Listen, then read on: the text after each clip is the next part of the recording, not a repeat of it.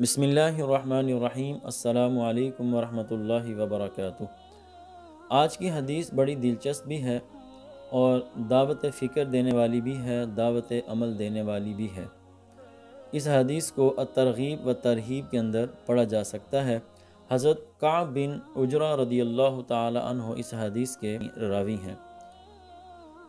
آپ فرماتے ہیں کہ ایک دفعہ رسول پاک صلی اللہ علیہ وآلہ وسلم نے حکم ارشاد فرمایا کہ سارے لوگ ممبر کے پاس حاضر ہو جائیں۔ تو ہم لوگ ممبر کے پاس حاضر ہو گئے۔ فلما ارتقى درجہ، جب رسول اللہ صلی اللہ علیہ وآلہ وسلم ممبر کی پہلی سیڑھی پر تشریف فرما ہوئے، قال آمین، تو آپ نے فرمایا آمین۔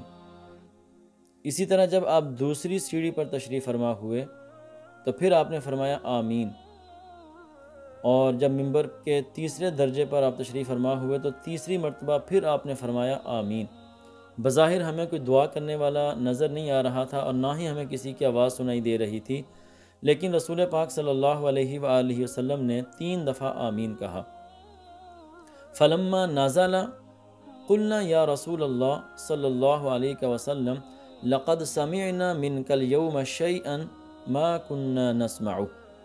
جب رسول اللہ صلی اللہ علیہ وآلہ وسلم خطبہ دینے کے بعد، واعظ فرمانے کے بعد نیچے تشریف فرما ہوئے تو ہم نے عرض کیا یا رسول اللہ صلی اللہ علیہ وسلم، آج ہم نے آپ سے ایسی بات سنی جو ہم نے اس سے پہلے کبھی نہیں سنی تھی۔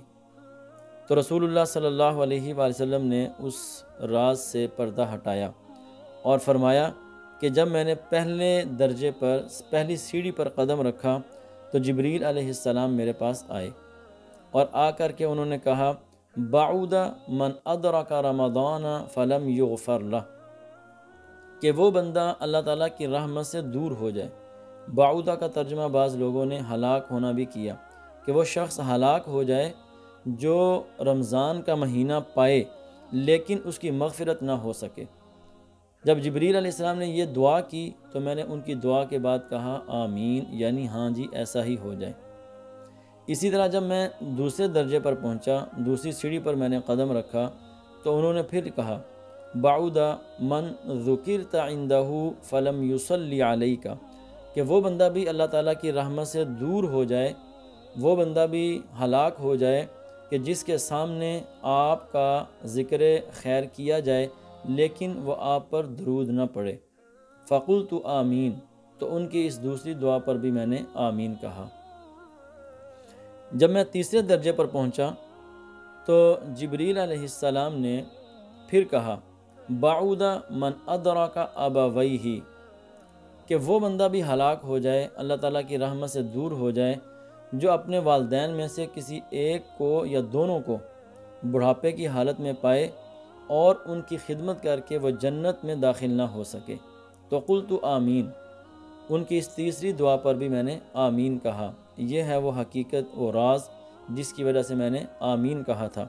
یہ 3 بندے ایسے ہیں جن کے بارے میں جبریل علیہ السلام دعا کر رہے ہیں اور نبی علیہ السلام آمین کہہ رہے ہیں کہ یہ 3 بندے اللہ رب العالمین کی رحمت سے دور ہو جائیں۔